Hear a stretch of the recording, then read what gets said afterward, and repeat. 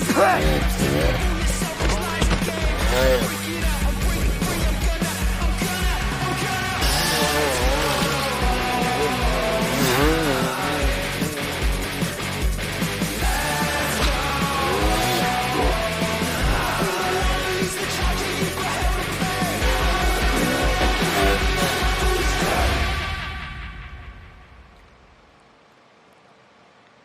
Some races are won, others are survived. Welcome to Leatt LIVEmaniacs Day 3 here in the Martini Valley. Chris, what a special and iconic valley to be in today on Day 3. Yeah, this is an incredible part of Romania, and it's a place where Hard Enduro dreams have come alive and been crushed over the years. A lot of history of racing in this valley. Yeah, we've had iconic climbs in the past, shall we? Bear Mountain, K2, Cambodia, Long Walk, just to mention a handful of them. And today at Leatt LIVEmaniacs, they're going to be taking on a massive section just to the left of Long Walk. Have you had a chance to look at the track today, Chris? Yeah, I did take a walk up the trail, and it's a very different flavour from what we had yesterday, but it's just as intense. The first climb, all about wheel placement, getting that back tire in the right place so you can kind of zigzag and tack your way up this, what's basically a rock face. And then the downhill is, I'm struggling for words on the downhill, to be honest. The best way to describe it is I slid down on my ass, and I only just made the corner at the bottom on my butt. So I'm genuinely curious as to see how you get a motorcycle down this. Yeah, sometimes it's usually, even though if it's tough getting up these big ledges, it can be a bit easier going up. It's pretty intimidating going down. Let's go and see what the morning impressions were from the start at Day 3 at LIVEmaniacs.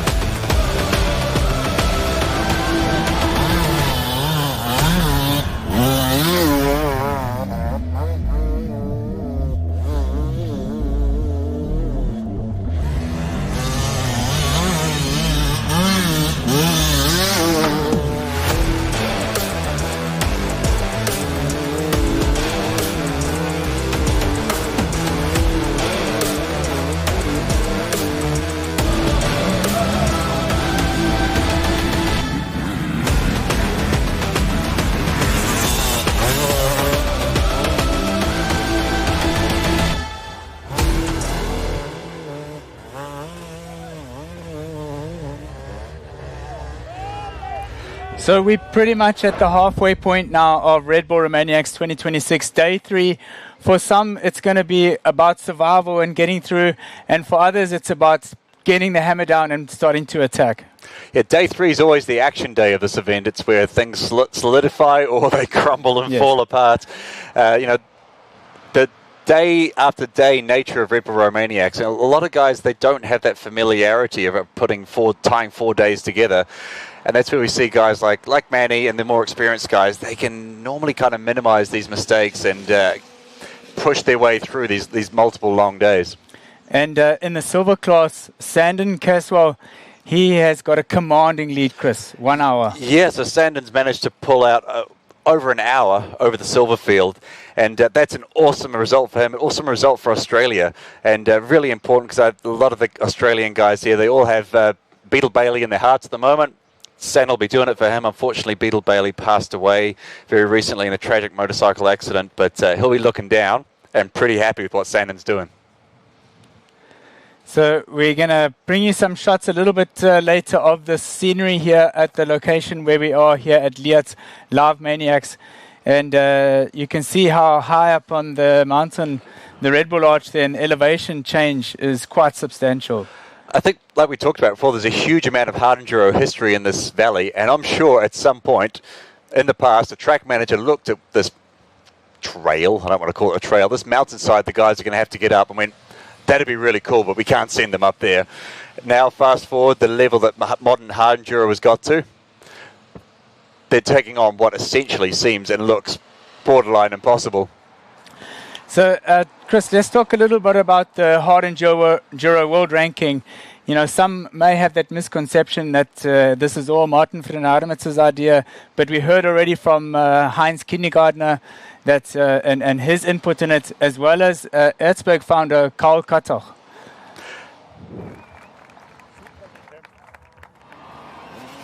For more than 3 decades, Karl Katoch has been one of the people shaping the international hard enduro scene. He is the creator and organizer of the Red Bull Erzberg Rodeo, an event that transformed an Austrian iron mine into one of the most iconic and demanding off-road motorcycle races in the world. Every year, Erzberg brings together professional riders, ambitious amateurs, and competitors from across the globe. That experience has also shown Karl how difficult it can be to compare riders competing at different events in different countries and at different levels. Together with Martin Frenademets, they developed the Enduro World Ranking. The Enduro World Ranking is essentially a list of the best riders in the world. The ranking can also be filtered by individual country.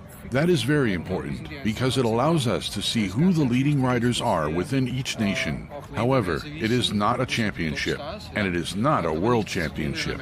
It is a ranking system based on publicly available results from international hard enduro events. Riders can earn points throughout the season, while fans, organizers, and the motorcycle industry gain a clearer view of performances across the global enduro scene. From grassroots competitors to the biggest names in the sport, the objective is to give every rider's results a visible place within one worldwide ranking. I really like what these guys are trying to do here. Like, they're not trying to bring in more events or change the way, new rules or run the way the sport's running. It's just a way to try to bring more publicity, more awareness of the riders that are doing well and the riders that are performing around the world, and put a bit of money in their pocket. That cannot be a bad thing for the sport that we all love.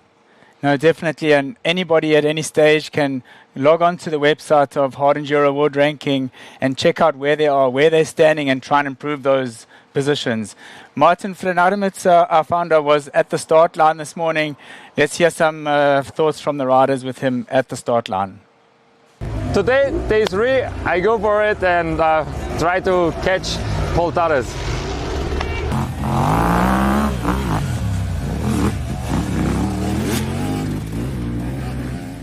You're in second place. What is the strategy for the day?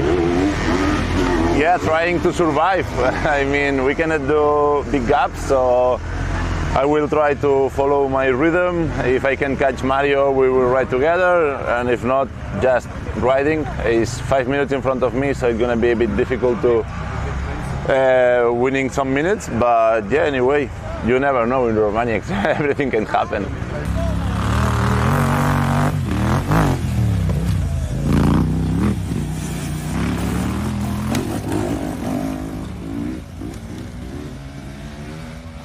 Mario, day 3, leading.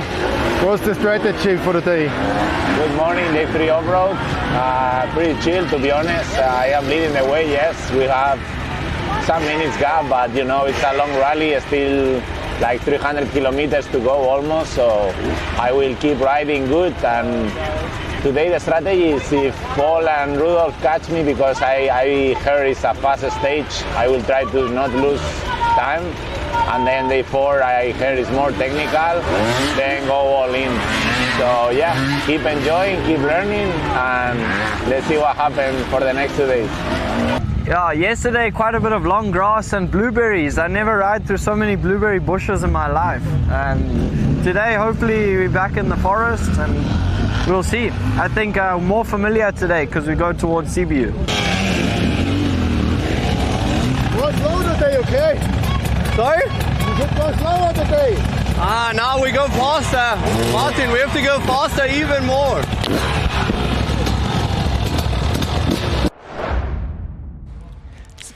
Looks like these gold guys, they're all in a pretty good cheerful mood this morning. Yeah, they're all getting to do their favourite thing in the world, ride their motorbikes. That's, you know, Romaniacs has always been a race for the riders. You know, some of the events, you know, you travel so far, go to this hassle and you ride your bike for 2 hours. That's not the story here. Definitely getting your money's worth. So yesterday at day 2 was the day 2 of Red Bull Romaniacs, and we had quite a bit of different reflections from the riders, you know, because some are expecting it to be a little bit harder, and the gold guy saying it was actually quite easy. Yeah, I think part of that could be the conditions this year. Like, it is the perfect amount of moisture in the soil when you're in the trees, and you know, if it's drier, it slides out underneath you. If it's wetter, it definitely slides out underneath you. So, you know, the hills haven't got any less steep, the terrain hasn't got any more difficult, but I think what these guys are experiencing is just how perfect the conditions are and the difference that makes here. We have another clip for you, so let's check it out.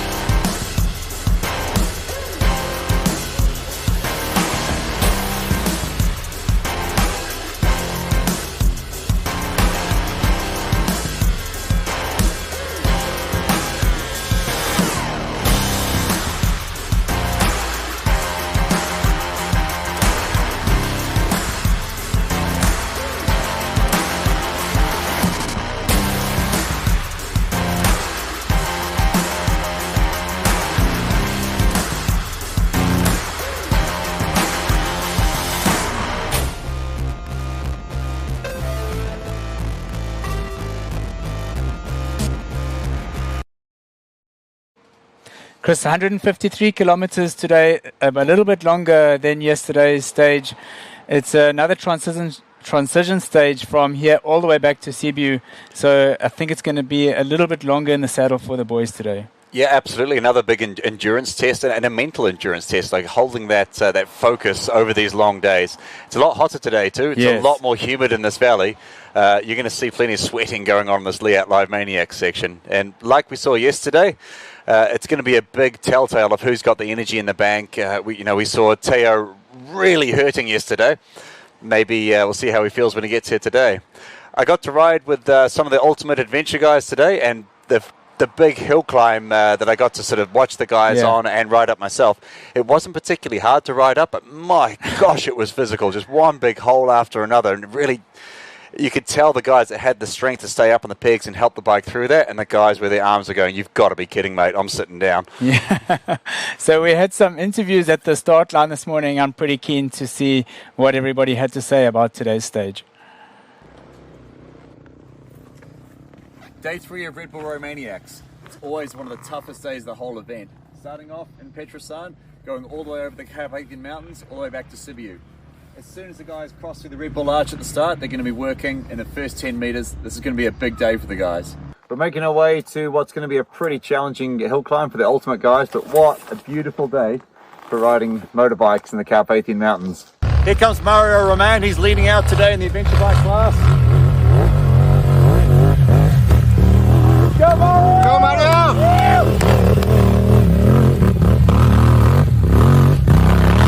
Next through, he's made up a bit of time on Mario. Let's go, Paul! Go, go, go! Come on!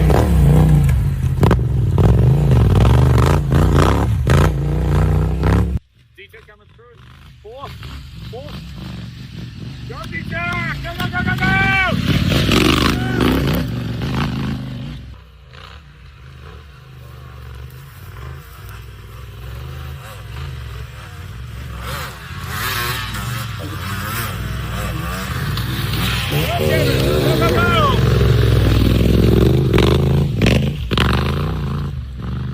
me.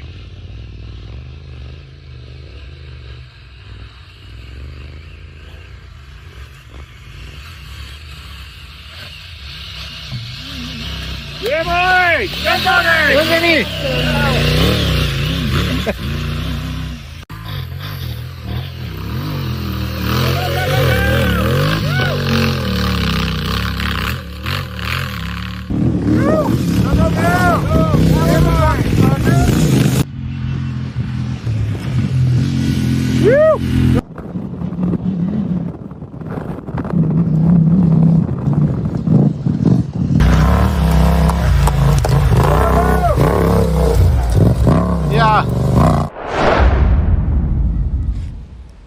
So Chris, we've got a very, very tight battle going on in the Adventure Ultimate class at the front between Mario Roman and Paul Torres. About 4 minutes separating them. There's a little bit of a debate going on social medias that maybe Mario has an advantage with the smaller bike, but there is a lot of fast and open sections. So there really is, and you know the Yamaha guys, they put a ton of work into developing that Yamaha Tenere. They've been working on racing that bike for many, many years now, and you know Mario's only just recently come into this. Dieter's a real standout as well. Yes. Like his first real go on the adventure bike, on the KTM 890 Adventure R. Really impressive what he's doing there. And reflecting back on that last clip, two things that I took out of that. Number one, how good's my job? And secondly, like we talked about, the only guy on the foot pegs up there was Mario Roman. Yeah. So yeah, maybe there's an advantage in the bike, but there's an advantage in the arms and the legs and the extreme sort of training that these hard enduro guys are putting into the sport these days. And Mario is actually from the beginning of the rally has won all three stages, the prologue, day 1 and day 2. So maybe surprising himself, or unless he sort of quietly, confidently knew what was coming ahead of him. And when you talk about that conditioning as well, we were all sharing a hotel in Petrosan last night. Okay. And I was heading up to my room, feeling a bit tired after my long day, sitting in a tent chatting, sneaking off to bed a bit early, and Mario, sorry bro, running up the staircase. That guy's got energy in the tank. And yesterday at the finish line, he actually waited for Lenny Kravetsky from his Sorry Bro team to cheer him on and through that Leatt LIVEmaniacs section. Lenny was crying out for some advice from Mario, and Mario said, come on, man, just got to go. The only advice you could hand out at that point is be strong. This soon will end. So let's go and have a look at day 2's action and what everybody had to face there. Off-road Day 2 raised the stakes. The Carpathian Mountains served up another relentless challenge, combining endless rock gardens, technical forest trails, and signature sections that pushed every hard enduro rider to the limit. In the gold class, Manuel Lettenbichler delivered another masterclass. Riding with incredible consistency, the defending champion controlled the pace from start to finish, extending his overall lead while never giving his rivals an opportunity to strike. Behind him, the battle for the podium was fierce. Theodor Kabakchev refused to back down, chasing every second, while Michael Walkner continued his impressive form with another outstanding ride. The terrain demanded absolute precision. Every rocky climb, every technical descent, and every narrow forest line punished even the smallest mistake. Momentum was everything, and maintaining rhythm over hours of racing became the key to success. The world's best hard enduro riders were forced to balance aggression with patience, knowing that one crash or one wrong line could cost valuable minutes in a race where every second matters. With 2 off-road days complete, Lettenbichler has strengthened his position, but the battle is far from over. The margins remain tight, and with 2 demanding days still to come, the fight for victory in the world's toughest hard enduro rally is only getting more intense. Adventure stories coming in after a moment from our partners.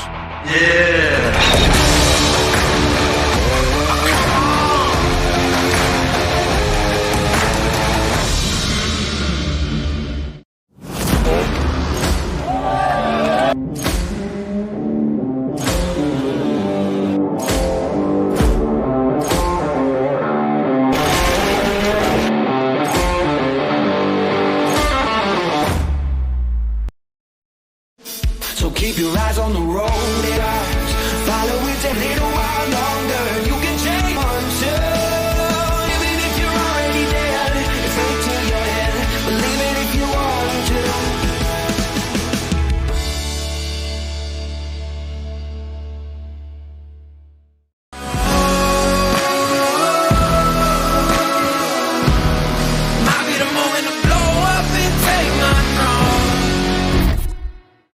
feel really good. I slept well, so bike is ready for today. Me too, so yeah, I'm really looking forward. Today's going to be a little bit more difficult. I don't know if that's going to help me or not. I don't think it is, but I'm excited, ready to get going and just get the bike to the finish.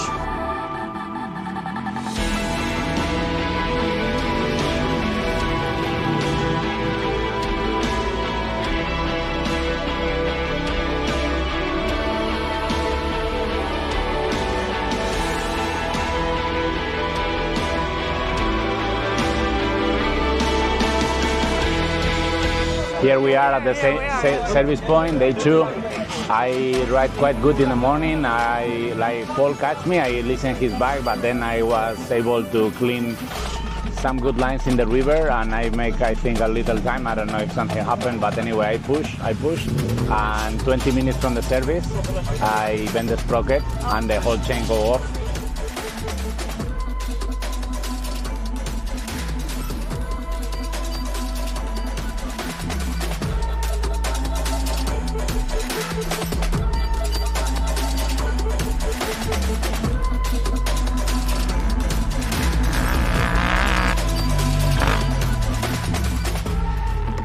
Amazing. It's difficult to describe the feeling when you're up in the mountain and go with the bike. It's so cool. I'm so happy to be at the finish line because it was a tough day today. A little bit tired, but I think I'm hungry. I'm happy. I'm a little bit shaky, yes. But it's amazing place to be on with the bike and for riding. Yeah.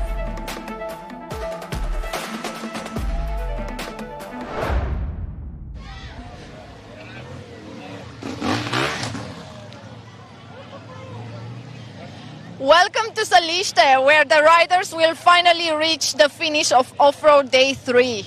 It has been a long day out in the Carpathian Mountains. The riders have been challenged by the forests, by technical demands, by rocky sections, by some of the toughest and most iconic sections of Red Bull Romaniacs. Before they crossed the finish arch, they will actually face another challenge because they will need to cross a river, which has a couple of wooden narrow bridges, a bit technical and a bit sketchy for the unexperienced riders. But it's going to put on a show. The finish is going to put on a show. We are back close to Sibiu, in the heart of Marginimea Sibiului, and soon we have a super good surprise for you guys. We will going to interview one of the living legends of Red Bull Romaniacs, a former winner of Red Bull Romaniacs. Alfie Cox soon. Back to you. Chris, Alfie Cox, one of the pioneers in South Africa of enduro and motorcycling in general. Yeah, there's not too many races in South Africa or around the world that Alfie hasn't done very, very well, and an absolute legend of the sport. No, definitely. So, because he was second overall at Dakar, was in the very first edition of Red Bull Romaniacs, Erzberg Road as well. So we're looking forward to see that interview with Alfie Cox. And I raced for his team in South Africa for a couple of years. He was my boss. Yes, that was... I have Alfie Cox here, ladies and gentlemen. Hi, Alfie. How are you doing? Thank you, man. All good. Everything is fine. We just found you in the finish and not on the bike. What's happening? No, so every year I bring a group of friends and people that come on my adventure.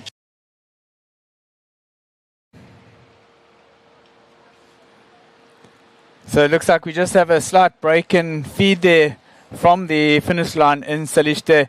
Chris, the finish line in Saliște is also a pretty iconic one. We've had some super close finishes there. I remember, I think it was in 2008, between yourself and Gerhard Foster, racing flat out all the way. Sending it down the river. So let's go back to the interview.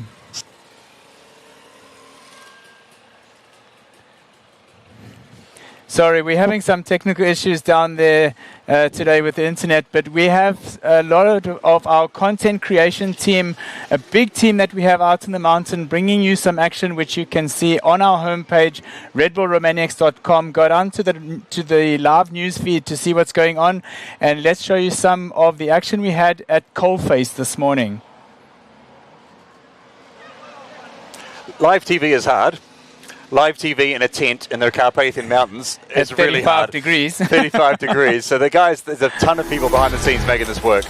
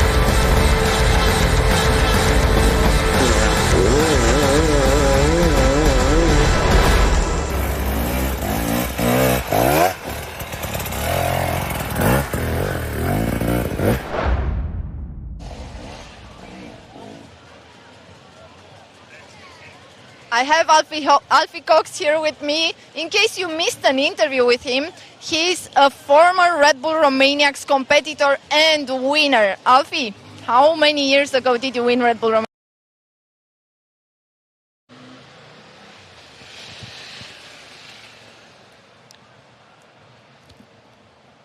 So looks like.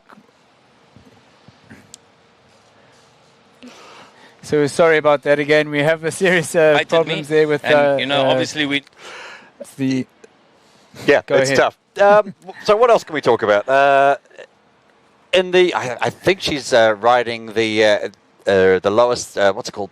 Adventure in the mountains. It's okay. LED. Ellie. In the adventure bike class, Yes. the biggest bike in the event, a BMW 1300 GS, Whoa. almost standard. Lady riding it, and she's about shoulder height on me. When I met her at the start, she told me she was racing that thing. I was like, you've got to be kidding me. But she's still going. Unbelievable effort riding one of the biggest bikes in the whole event. Maybe check in with the bronze guys. We haven't talked much about the bronze guys or how they're getting on there. Yeah, we haven't, and we saw some close racing in the prologue from the Savala family. They were first and second from the prologue, also going well on the first and first day, but yesterday things unraveled a little bit for them. But there is some close racing between the top three. Mani Guinness in third place. He's about 15 minutes off the first, who is David Rushanescu, also the Romanian, and in second place is Benjamin Richter from Germany. So very close racing in the bronze cross as well.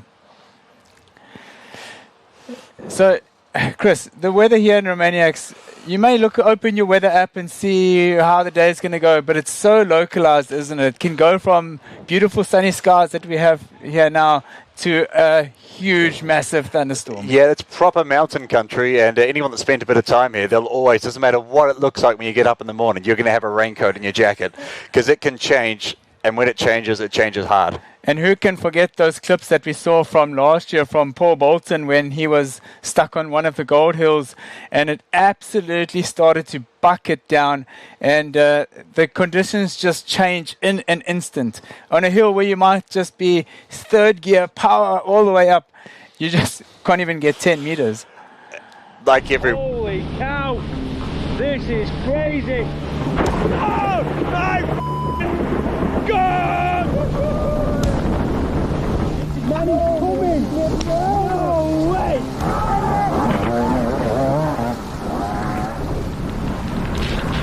Dude!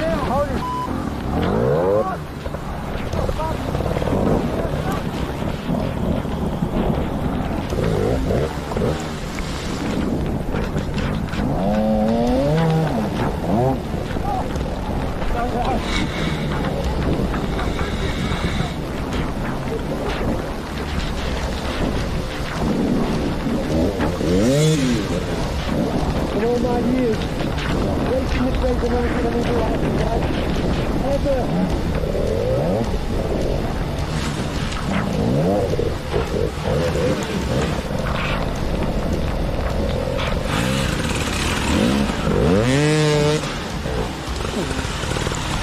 Oh my days.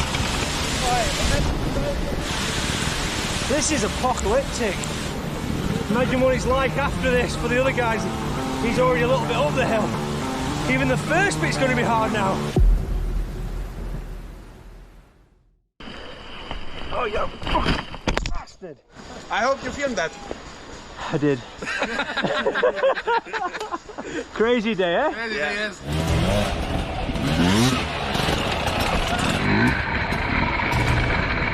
Every time the riders go across now, they're literally washing it and carving it even worse.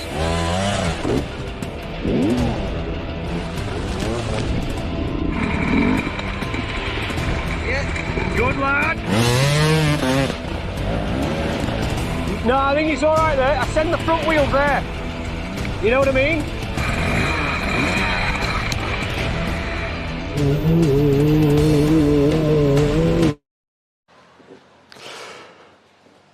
Brutal stuff. Brutal, and here we have Manuel Littenbichler has arrived at Leatt LIVEmaniacs. One of the riders that we saw and shot there was Billy Bolt. Chris, we're definitely missing Billy Bolt this year. He's still suffering from that hand injury, but this is definitely one of the races that he still needs to tick the box of being on the top step. It's a shame not to have Billy here, but he's doing the right thing. He's getting the hand properly sorted, spending a time with his new kid. I'm sure we're going to see Billy coming back stronger than ever. Interesting, we have Manny here and we also have Tio here. So these guys have been racing pretty closely today. And I think we're seeing here just management from Manny at this point, race management. He knows he's built up a lead yesterday. He knows where Tio's at, and he'll just be keeping it, doing what he does, keeping it tidy, looking after himself, looking after the bike. That is going to be hard to do around this Leatt LIVEmaniacs section. Yes, Manny Littenbichler has about 20 minutes in his pocket so far of the lead that he's pulled out over the last couple of days, but him and Tero have been very close. So this is super narrow, this section here. If you slide off to the left, you're done. You're off a cliff, bike's back down, you're going to drop 10 meters instantly. And then they get into this really zigzaggy climb. So where Manny is there is a very, very tight squeeze. There is another line to the left-hand side, which is a little bit more direct with a step that's about knee height. So might take that one on the second loop where it's a little bit quicker. Maybe we might see an Ashmore hero line again today.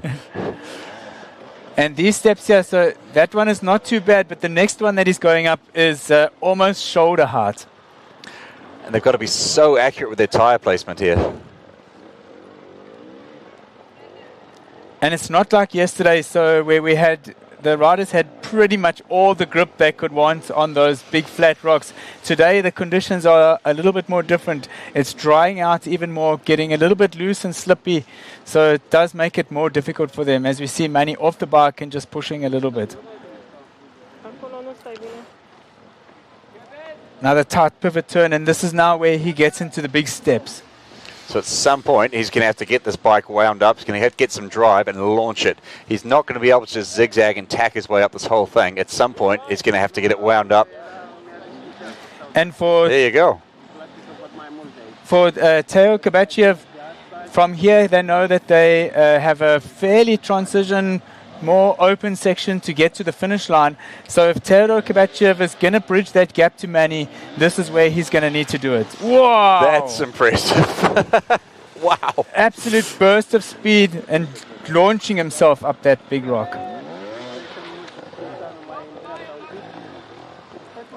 So you can see this sport and these sort of sections, it's all about where you're getting your back wheel to. Obviously, on a motorcycle, the rear wheel is what powers you up the hill. So you'll see the guys putting the front wheel in some kind of weird places, not necessarily going where they want to go, but it's all about that rear tire placement when you're zigzagging and tacking your way up these lines. And that's Manny hitting the top in a pretty low effort, fuss-free way. Quick. I don't understand how you get a motorbike back down here. I'm really genuinely interested to see how he does this. I got nothing to add other than sit back and watch this. I slid down the bottom half of this on my ass. I cannot believe he's standing on the foot pegs going down this section. The camera's not doing it justice, just how steep it is and where he is now. Oh, I was just about to say, it's a very, very, very steep off camber. That shows you how steep we're dealing with here. When I had to try and walk across here, I was a bit like a chimpanzee holding onto the trees not to slide down. That's how steep this bit is. So Manny doing the wise thing there, just getting that front wheel back onto the path to stop it from sliding down any further. Waiting that outside foot peg, keeping the rear wheel as square as possible. And this is where it really gets difficult to go down this last bit before he's onto the road. It's interesting. Obviously, we saw the cameraman having to take a couple of steps back. We generally didn't know how these guys were going to do this. At no point did we think that Manny would be doing just chucking a casual sort of rear wheel 270 turn in there on the way down. This is the really steep part. And there's, again, two lines here. So to his immediate left is a steep, steep chute. And where he's going right now, if he's heading right, he's going to have to bring the bike back around again because it's almost a 2-meter drop there. Or go down it backwards, maybe. Go ahead, Chris. Like I said, I genuinely was perplexed as to how anyone's getting a motorbike down this. And now we see Teo attacking this first climb. So again, we're getting treated to seeing two of the best guys in the world on this course at the same time live. Manny trying to solve the puzzle. How am I going to get this thing down here? I've got 15 minutes up my sleeve. I don't need to wreck my bike for this. How do I get me and my bike down here all in one piece? And there was only 57 seconds between Manny Lettenbichler and Teo Kabachiev when they came into the section. And if Teo can just follow those lines and try and catch his way back up, as we see Manny. So interesting, Manny's bike is 180 degrees in the wrong direction compared to the track now. Yeah, so as I was saying a little bit earlier, that left line he took is definitely going to make it tricky for him here because the tight turn that he's going to make, the bike's just not going to make it around there. And the real issue, we haven't seen this on the camera yet, the real issue here is there is actually no run out. If so many downhills, you can just let the brakes go, let the bike roll. A motorbike will roll down virtually anything if you let it go. If you let it go here, it just crashes, careens back down into the valley floor, and you're done. And Manny, so he's in that chute now, sliding the bike down. That's a pretty good technique here that I think a lot of the other riders also use in these steeper sections. If you can't ride it, it's just to jump off the bike, hold on to the bars, and ski your way down. It's often called bulldogging, right? Yeah, that's right. But he's quite close now to the road. He's got one more drop to go down before he's back onto the road. Some important technique thing you can see here. The guys are always going to want to be on the uphill side of the bike when they're bulldogging or walking down the hill like this. If you get yourself on the downhill side, you're going to be pulling the bike to the high side, and that's going to be potentially catastrophic. If you're on the uphill side of it, you can slide out, dig the handlebars into the ground, and maybe slow it down. And look, unfortunately, we lost it slightly, but it looks like he's managed. There we go. Yeah, there you go. So he's, it can be done. Back down. So I'm very, very keen to see how he's going to do that now on a second loop, knowing what options that he has. As we see Tero Kovachev making his way up. He is quite close now to the Red Bull arch, as you can just see it in the background there. Manny Leatt might even close the gap here on Teo, knowing what he has ahead of him and which lines to take. This is a real opportunity for Manny to make a bit more of a gap and a bit more time on Teo and kind of break that drag that they've had. They have been riding pretty close together most of the day. And we know from here the guys have to make their way back to Sibiu. And it's going to be more, I mean, there'll be challenges along the way for sure. This is Red Bull Romaniacs, but it is more open flowing riding. If you can follow through there, if you have that, you can see the dust, you can see the guy in front of you, it makes the navigation a lot easier, and you can gain time like that. If Manny can put some extra effort into this section, create some time, and break that vision gap on Teo, he can hold that advantage all the way to the finish. And I think that's what we've seen from Manny so far on day 1 and day 2 of Leatt LIVEmaniacs. They've been pretty close together on the track up to this point, but once we get into here, this is where Manny has attacked and put the hammer down to gain those extra minutes on Teo. Oh, there's a sneaky little tree root or something in there that's pulling the tyres out from underneath the bikes. We saw Manny losing the front wheel there. We've seen Teo get the front wheel across quite well, but the back got dragged down. These are the sort of little mistakes that cost you time, cost you energy. That's what they're trying to avoid. And being off the bike there as he was is a technique that's pretty effective, because you don't have the weight on the back wheel which can maybe make the mistake and slide down. You just feather the clutch and gently push it across the camber to get to safety.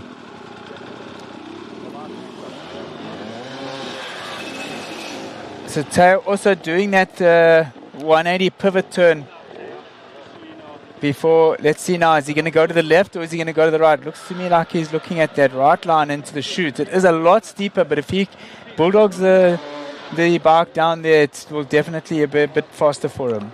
So, Red Bull Romaniacs, it's become almost synonymous with very, very extreme downhills.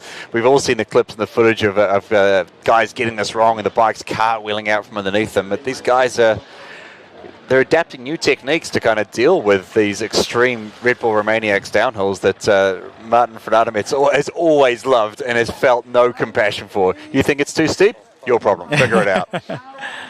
And you can just see Paul Bolton in shot there. Paul Bolt's bringing some awesome footage for these guys. Oh, Teo. So you can see Teo was off on the wrong side of the bike there. He's going to climb around the top and make sure he's on the uphill side of that bike, which makes it so much easier to manage. What he needs to make sure now is he doesn't get the bike caught up in that tree. It really sucks when the tyre goes one side and the front mudguard, the front fender goes on the other side. That's a niggly situation. And it might be tempting just to let the bike go and slide. That's not what he wants. Oh. That's not what he wants at all. Okay, I mean, it's going down the hill. Just hold on to that rear fender and let it slide. But you can always risk damaging something on the bike, which you don't want at this stage of the race. And interesting in the shot there as well, you could see the big GPS unit that Teo is running on his bike. It gives him a nice big screen to follow, but in a section like this... holding onto the tree, that should tell you how steep it is. If he's grabbing the trees. Anchor out.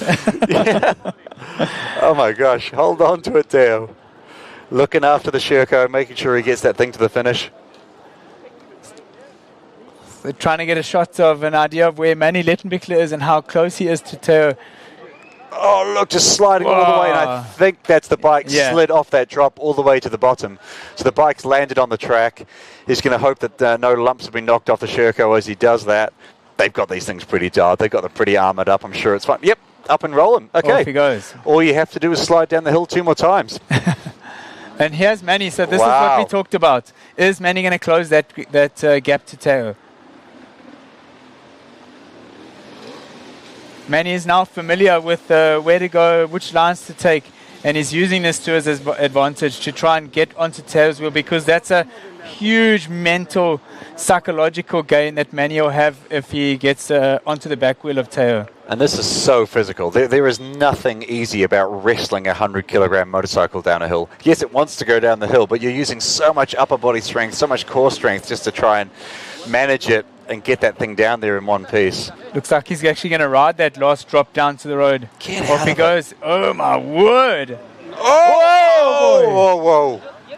So it looks like he just held onto it though, just slid off to the left, but wow, that was courageous. I never considered anybody riding that. And he's okay, folks. Oh, good, Manny. There was some true courage there from Manuel Leatt. I think he knew there. He saw Teo there, and he's just wanting to push as hard as he can to get onto Teo, because psychologically it's got to make him feel Teo feel a little bit deflated. Absolutely. Psychologically, it'll be a bit of a bullet, but as well, you know, this is probably Manny's real last opportunity to put some proper time into Teo today.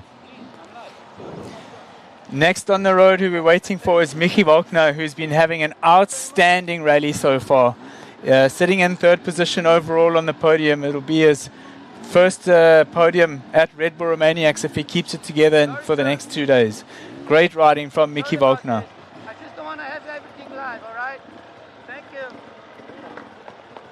Manny pivoting it around. I'm actually quite surprised nobody's taking that line to his left. It is not as a steep tight turn. Just getting the traction down to the ground, isn't it? That is beautiful. That's so impressive. Having just walked up there, to make that so quick and so easy is boggling. The amount of traction and control these guys are able to generate is just, it doesn't make sense. So Teo not in the same shot as Manny Leatt. So perhaps he heard Manny behind him and has actually tried to surge now and get out of sight, because if you can get out of sight of your competitors, out of sight, out of mind, and it's a bit harder to close that gap. And on the left there, so where that tree is, there is a line to the left, but it's super high risk, and that step to the right and then rolling the bike back and just see how much momentum he's getting and drive up this last section.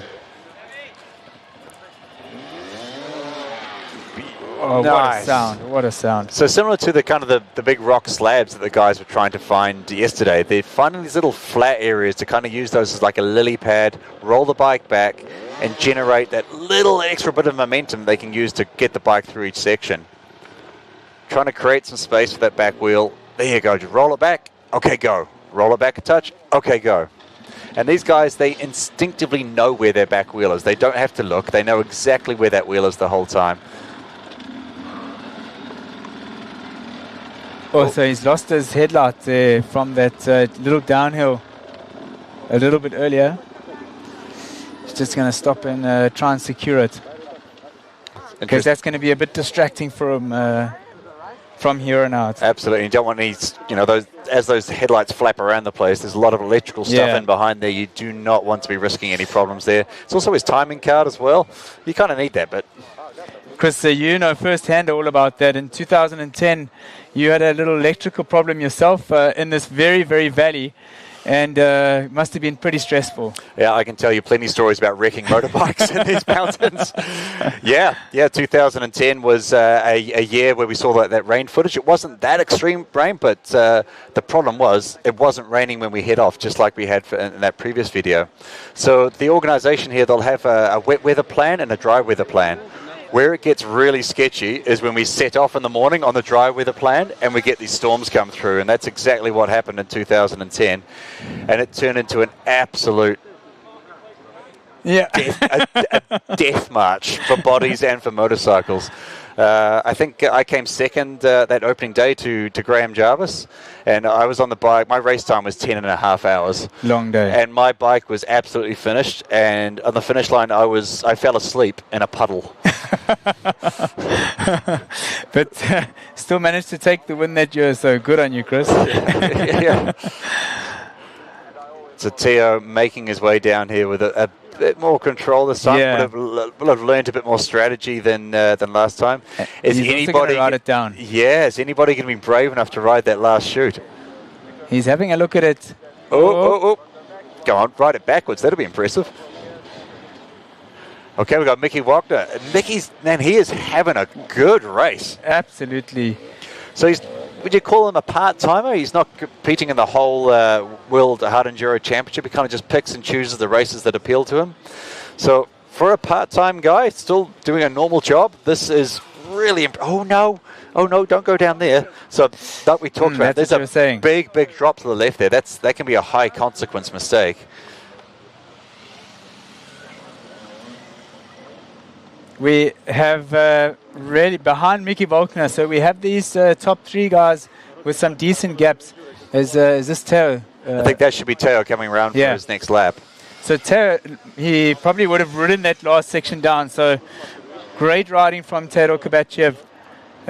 Good recovery from that first loop. But I was saying that behind Mickey Volkner is a very, very, very close battle going on between the 2 Brightmore brothers, Mitch and Ashton, and James Moore. The 3 of them are separated by about 3 minutes. So we've got Teo and Mickey working together, well, not working together, fighting together on this really intense rocky switchback section. I wonder how long it took Manny Lettenbichler just to sort out that headlight on his bike before he went down, because it would be great to see all 3 of these guys in the same shot here. Mickey Volkner actually going pretty good here, Chris. He's not stopping too much, getting good drive. So even though it's his first run up here, these guys instinctively, just from all the years of experience, they know exactly where the lines are. And it's this like real-time live problem-solving side of the sport that I absolutely love. And these guys are the absolute masters at it. So there's that line out with the tree I was talking about a bit earlier. High consequence on the left, even though it's a bit quicker. But as Manny Littenbichler backed it up earlier to that point, Mickey Volkner doing the same thing. It's quite impressive. This is Mickey's first run up here, and he's really not holding Teo up in any way. You kind of expect Teo to be kind of nipping at his heels here, and he's not. It just shows like how well conditioned Mickey actually is. All 3 of these riders are riding 300cc machines. Mickey Volkner on the gas 300. Teo Kovachev on the Shoka Factory Racing 300cc motorcycle, and Manuel Littenbichler on the KTM Factory. Nice. Good aggression from Teo up there. You were talking yesterday about momentum being the currency of hard enduro. He had plenty left in his purse up that one. Yeah. Is he going for the overtake here now, Teo Kovachev? Not quite yet. Mickey Volkner doing a sterling job here to keep that momentum and his speed up and going, and not giving Teo Kovachev an opportunity to get past. Teo pausing momentarily there just to get the drive he needs to clear up through the Red Bull arch here. Now, interesting would be, is Mickey going to pull over and let Teo lead the way down this hill? If it was me, I'd stop up and go, after you, bro. You know your way down there, show me the way. Yeah, that would be smart, because Teo's on his third time now, sorry. Yeah. So he's out. So Manny Littenbichler and Teo Kovachev are through now. They have cleared the Leatt LIVEmaniacs. They are on their way to the finish line. That's the steep traverse off camber where we saw Manny just losing the front wheel and doing the same as Teo, just walking the bike across the camber and feathering the clutch. And not doing the pivot turn. Not doing the pivot turn. But that seems to be working. Okay, now he's on the wrong side of the bike. He's going to want to be really careful here. Yep, swap it over.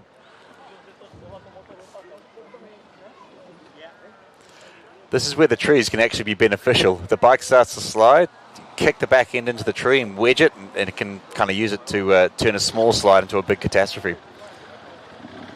Sorry, stop a small slide. There you go, exactly that. Sometimes the trees are a pain, hold your progress. Sometimes you can use them as like a step ladder to get yourself down.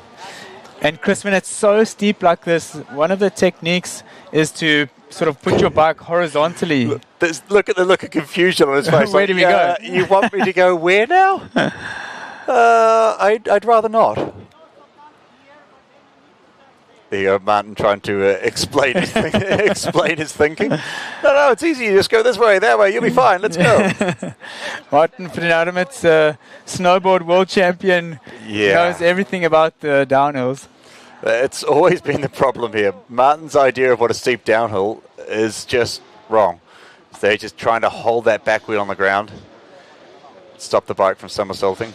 I guess if anybody's allowed to provide a little bit of assistance, it's Martin. Look, that shows you how steep it is. That bike wants to cartwheel. Oh, hanging off the trees. Mickey Volkner actually doing a decent job here to get down on his first lap. This might look crazy, and maybe it kind of is, but there's a lot of skill set involved in here. Like, is it riding motorcycles? Barely. But there's a huge skill set in managing this bike down the hill in a way that sort of keeps it in one piece. So it looks like we've got Mitch Brightmore and James Moore. James Moore is on the first one on the trail there. Mitch Brightmore just waiting behind him to get an opportunity to get going. You can see how dark it is in the trees here, but they will be out into the sunlight pretty soon. James is having a strong race, eh? On his gas, he's on the gas. Beta. Sorry, whoopsie. Alfredo Gomez, he's on the Alfredo Gomez Beta racing team. And like we said in the earlier shows, he didn't have a great prologue, but he has been just absolutely giving everything he's got on the other off-road days to try and get onto that podium. Mickey Volkner now down onto the road there, so he's done well to get down that last chute as we see James and Mitch Brightmore. So Mitch, there we go, having a look to the left there, we had a absolute hero line from Mitch Brightmore yesterday, opening up a new line on the day to Leatt LIVemaniacs. Is he going to do the same? Because the time differences between these two riders in our shot is super tight, and one of them is going to want to make a break here. James looks like he's gone a little bit off track there. His bike has fallen down off the side as Mickey Volkner enters the scene. So Mitch is only going to sit there for so long. If he can, he's having a look around. Having a look. Yeah, is there a hero line? Come on, the hero line. Chris, I actually opened that line myself this morning with a machete. Oh, really? So, I was hoping that somebody might see it and make use of it. But there's quite a big step at the top, so maybe that's what's changed his mind.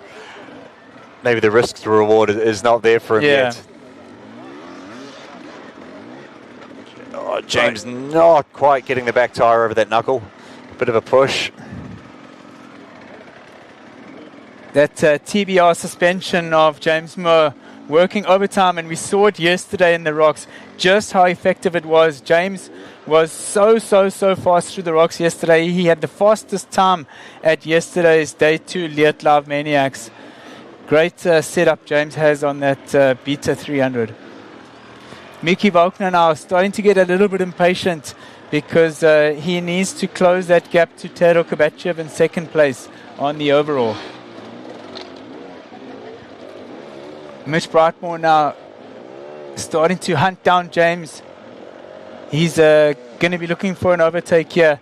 And I think that when it comes to the downhill, Mitch Brightmore is a specialist at those kind of angles.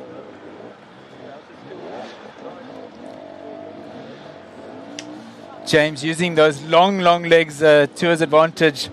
This man is about 2 meters tall. He's a big guy. The longest legs in the business, eh? And it's can be a real huge advantage in these situations. Not always an advantage, the more open motor. Oh, there! But man, that was nice. Oh, nice, James. Yeah, and the more open stuff. Sometimes the longer legs, the taller guys, they have a lot more leverage on the chassis. That can restrict the bike's ability to blow through the bumps in the terrain. There's a reason why we don't see 6'3" motocross races normally. But in extreme enduro, it definitely has its advantages. So James is stretching it out here now on Mitch because they were very close, but James had so much momentum and cleared that section. Here he is. He's approaching the Red Bull Arch. Wow, great riding by James. And Chris, again, that Roof of Africa experience in the rocks, the big ledges, coming into James's arsenal here. Yeah, absolutely. different trees, different vegetation, but very similar skill set to managing a bike through some of these big mountain passes that these South African guys have kind of grown up racing and riding.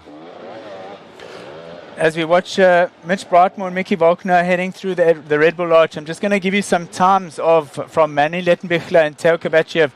Their lap times, Manny 5 minutes 25 and Theodor 6 minutes and 19 seconds. So Theo losing a minute again from Manny, and on their first lap, so they were a little bit closer, only 9 seconds separating them, but Manny pulling out another minute on Theo. That might have been on the downhill. Maybe it's quicker to ride it, crash, hope for the best. So Mickey Volkner on his way back down again before he does his last loop.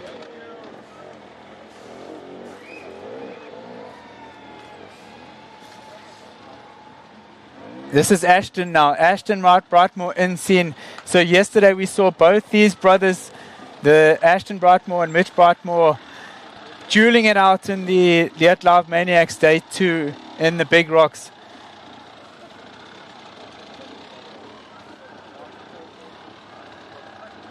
Ashton just not wanting to slip off that section there where we saw James Moore going a little bit too far.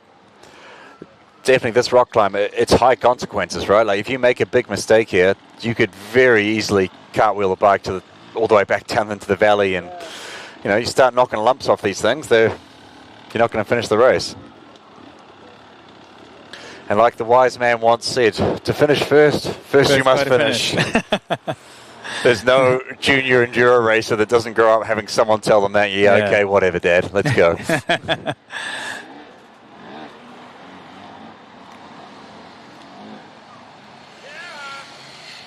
Ashton's been putting in a pretty solid race so far. I think he'll be pretty happy with how things are going. Just a timing update again. So Mickey Volkner on his second loop there was 7 minutes and 17 seconds. That's a great shot. That shows you how big a move that step is. It is a full launch. You can't go ziggy-zaggy up that, but you've got to wind it up. You've got to launch it, smash it up there, just like that.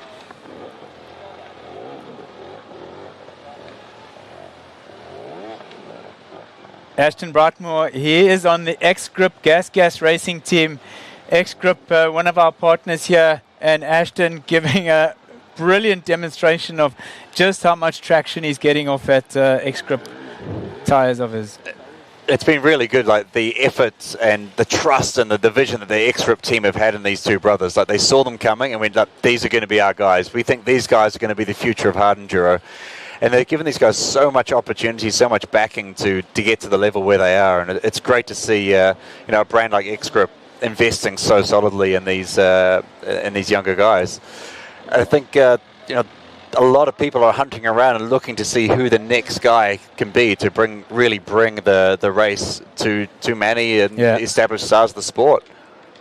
Whoa, straight down it, not straight scared. Down. Oh my word. That was impressive. As Mitch, just letting go. Easy. He doesn't look too impressed with this. The body language would say, I'd rather not do this. And we saw some spectacular images from last year's edition at the signature section Freefall, where Mitch completely lost control of his bike and it overtook Graham Jarvis through the air. And Graham saying that's one of the... Oh my gosh. Oh my word. Okay. You need to start making some good decisions, dude. Yeah, this is not what he wants, because there's too much to risk here. These guys are in such a close battle. Mitch doesn't want to have to risk breaking something on the bike and losing more time to James Moore or his brother Ashton, because there's literally minutes separating these guys. He almost looks like a trials rider trying to walk the section before the next lap. Or maybe he's trying to decide how on earth he's going to get his bike out of these trees he's now put himself into. And a bit of head shaking. It's not looking, he's not looking stoked with it, is he? One of the worst things that can happen is when the tree gets caught underneath the front fender, hey, because in an incline like this, it's almost impossible to then get it out. Yeah, these bikes, they weigh just over 100 kilograms. That's a big thing to try and pull back up a hill when it's wedged in the trees. Come on, find a way. He's Don't just, let this... giving it a kick. Yeah, don't let this decide your race. Find a way to solve this puzzle, please. At day 2, Leatt LIVEmaniacs, we saw Chris Tero Kabachev sort of just losing, unraveling a little bit, losing his cool, not being patient, and Mitch is in a similar situation here. He needs to just control those emotions. He's in a podium contention here. He does not want to lose that. Yeah, I think yesterday we saw Teo just physically emptying his tank, like there was nothing left. He was, but I think this is more of a mental game that Mitch is playing with himself at the moment. And yesterday, Tero Kabachev could afford to do that because the finish line was literally right there. But these guys from here, they've still got a distance to go. So if Mitch is going to... Oh, a little bit of a stone tumbling down there. He is not having a good time. So bike's completely upside down, hands in the air, wedged against a tree. Maybe this is where a bit of brotherly love might come in. Yeah. It could be good to have your brother come in soon and they can work together to get that bike out of there. So in the sport of hard enduro now, there is no... Oh, he's got it flipped around.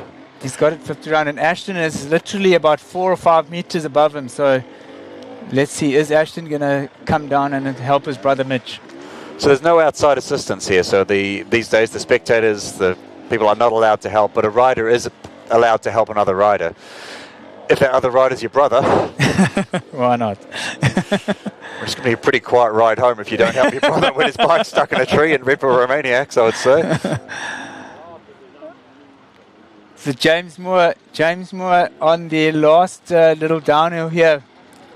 No, this is coming into the section. Oh, sorry. Yep. So he's about to actually pass Mitch Brightmore then, because that's that off-camber traverse before the downhill. So James might actually make a pass here on Mitch and Ashton Brightmore. He's been shown how serious the situation is and what not to do. Wow, Chris, that's a fast riding from James, because these guys were all in the same shot. James maybe sensing what's going on here and putting in an attack to try and leapfrog and make that time over Mitch and Ashton Brightmore. Yeah, he'll be able to smell blood here, I would think. And the section going from here is also going to suit James. South African riders generally pretty quick in the open, faster cross-country style type racing all the way to the finish line. But first, he's got to get his bike down this cliff. And is that Ashton? So, yeah, so James has got to get past Ashton. Ashton is on the line there. And if James is going to make James Moore, if he's going to make a pass on Mitch and Ashton Brightmore, he's going to need to try and find a way around. And this is where you've got to make the decision. Be patient or take the risk and go for it.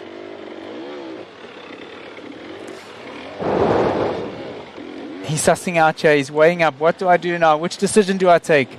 He's got to think about the overall. He's got to think about the race. But this could be the moment for James Moore to make his move.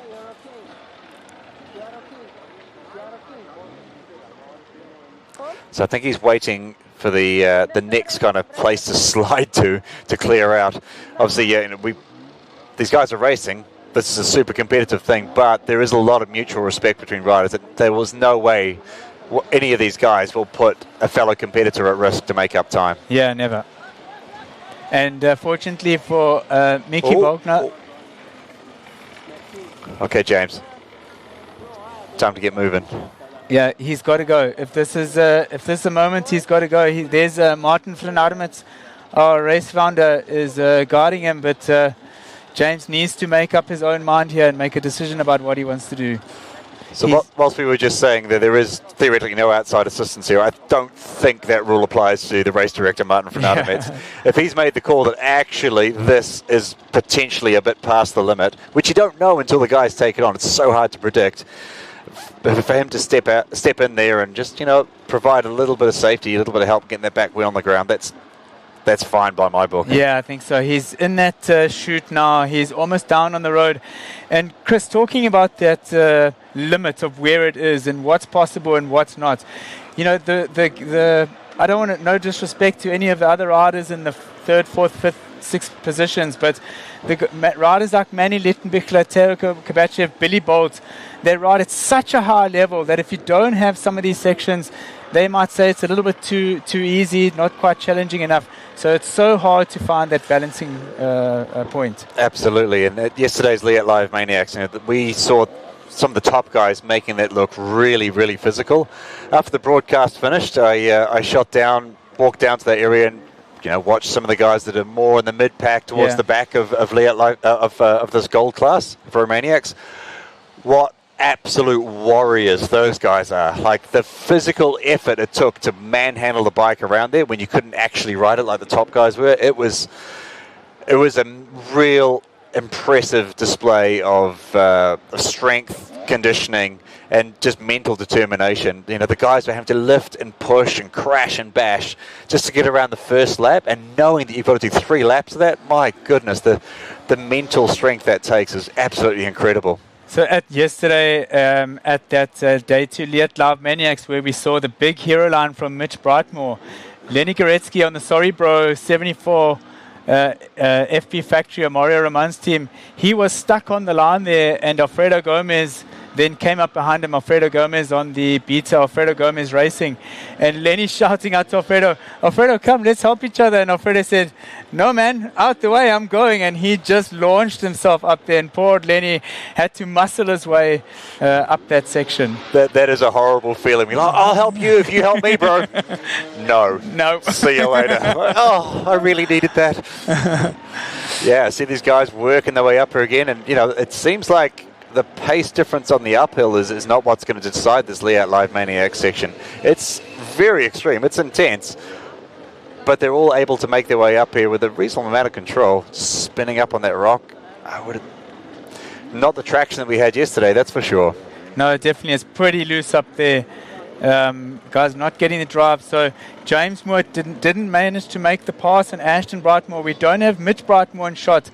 Let's see, did James manage to get ahead of Mitch, because he needs to try and pull that time out over Mitch Brightmore on the X-Grip Gas racing team. Getting that rear tyre placement absolutely spot on. Big lunge and up. Come on, do it. There you go.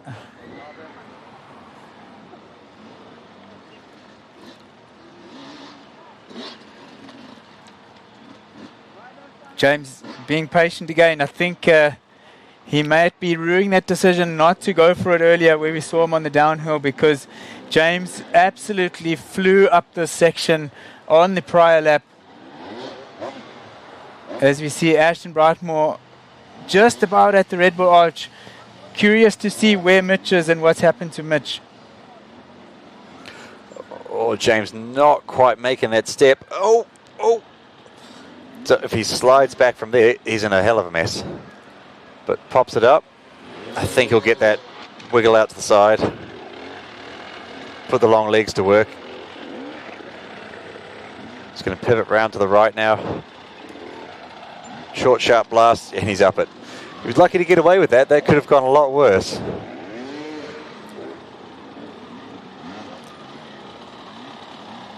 Chris, on the loop 2 here of Leatt LIVEmaniacs, Michael Wagner was 8 minutes, which was quite a bit down on time from Manny and Teo, because Manny was 5 minutes 25.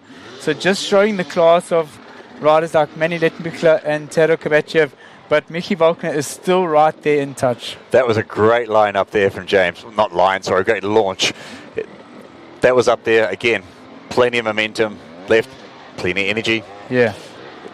Not quite getting up it is not good. You want to get up the stuff with a bit of spare change.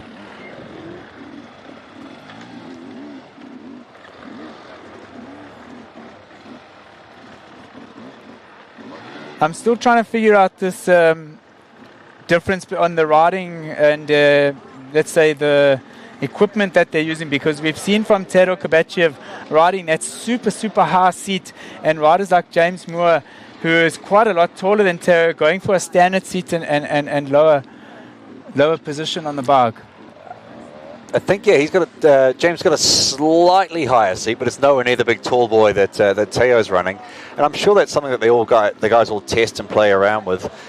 Obviously, it's really nice to have that clearance to get your feet on the ground the whole time. But for the longer guys, you can get a bit sort of caught up in it more, and it's hard to get your get your toes onto the controls and access the brakes, and your leg angle's a bit too tight. A lot of guys, recreational riders like myself, will put a taller seat on because it's more comfortable. I'm sure that's not what these guys are doing it for. There's a performance reason for doing that for some of the guys. The setup might work for one guy, it doesn't work for the other.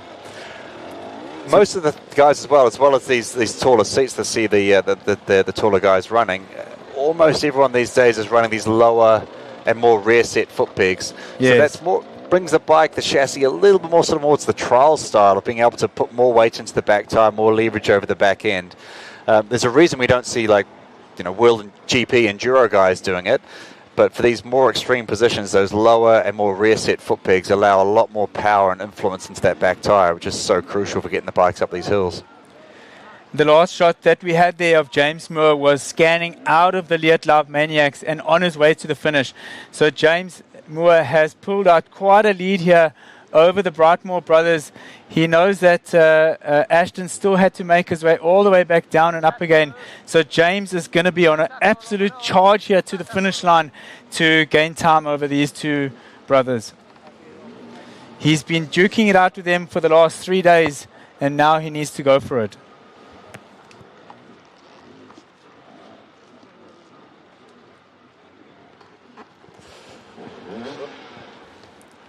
So on our live timing, we have no scan for Mitch Brightmore. So chances are, I think he might have had a bit of a problem. They might have done something to his bike and all that kicking and shoving and sliding down the hill.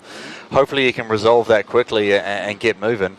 It'd be nice to see if we can get some footage of what's going on there. Maybe it's a timing error. I don't think it is. Yeah, I don't think it is, but hopefully Mitch is okay and he's got his bike going, as we see Matty Green and Lorenzo Gandola in the shots here.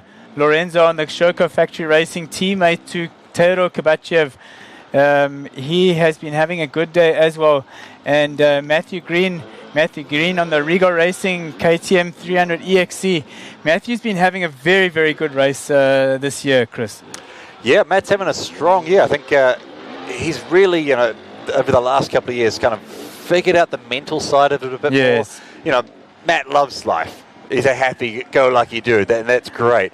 But I think he's ramped up the determination and the effort into his riding, and he's starting to feel the results of that.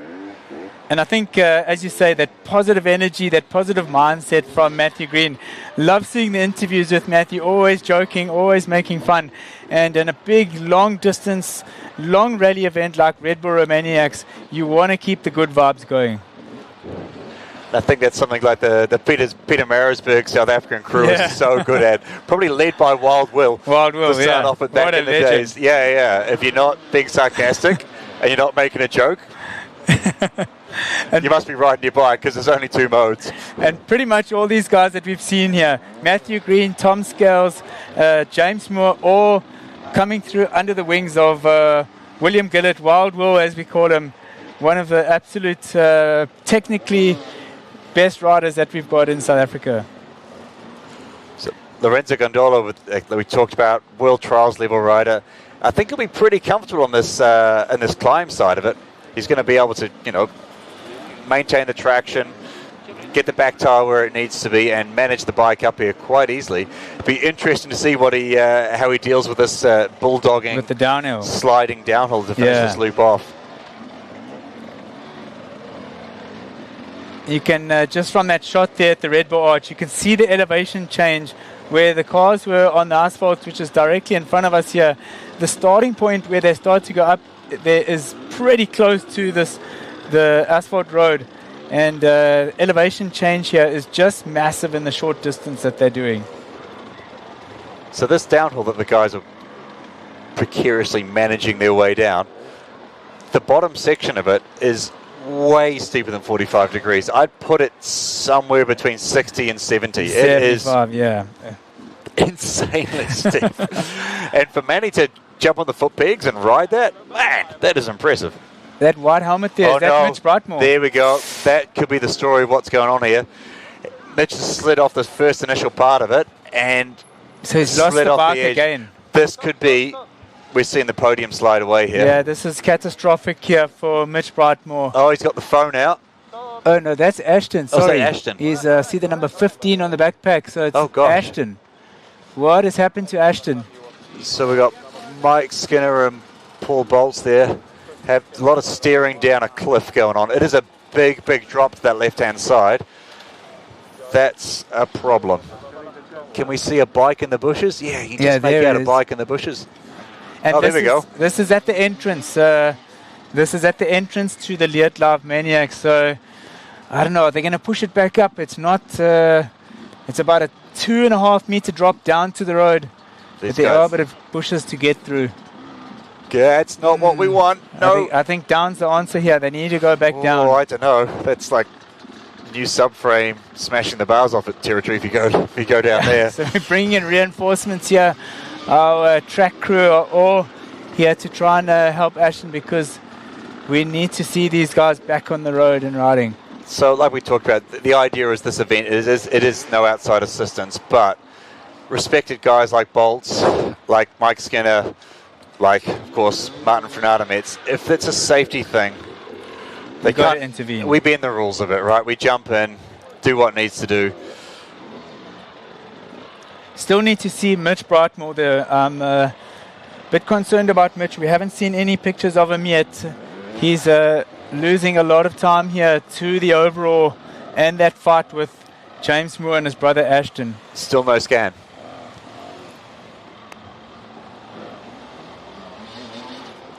As we see Bolts just trying to get in a good position there to help him up that last bit, but we still do not have a scan for Mitch Brightmore, so oh my goodness, we need to see what's happened with Mitch.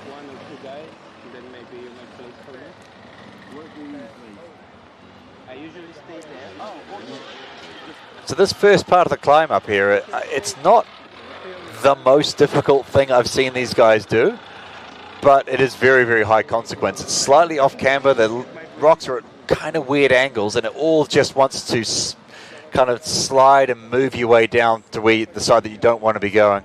So this section that he's made the mistake on here, it's not super technical, but I think he might have just let his guard down slightly and it got away on him. Plenty of track left, plenty of race left to make it up. Chris, one thing that surprised me about today's Leatt LIVemaniacs is that the first rider on the road, Manuel Lettenbichler, he's still holding the fastest lap time or loop time of this section at 5 minutes and 25 seconds, almost a minute and a half clear of anybody else. Whereas on the previous days, especially day one Leatt LIVemaniacs, we saw once those riders started to cut a little bit of a rut in for the wheels to stay on track, the times really got faster and faster. And I think, this, that was nicely all done in one. Yeah. Good clutch control. With this basically being rock and then sliding down a hill, the track isn't going to change too much. It's not going to get worse. It's not going to get better. It's going to be a pretty level playing field the whole way through. So that advantage or disadvantage is gone, and we're just seeing who the best rider is.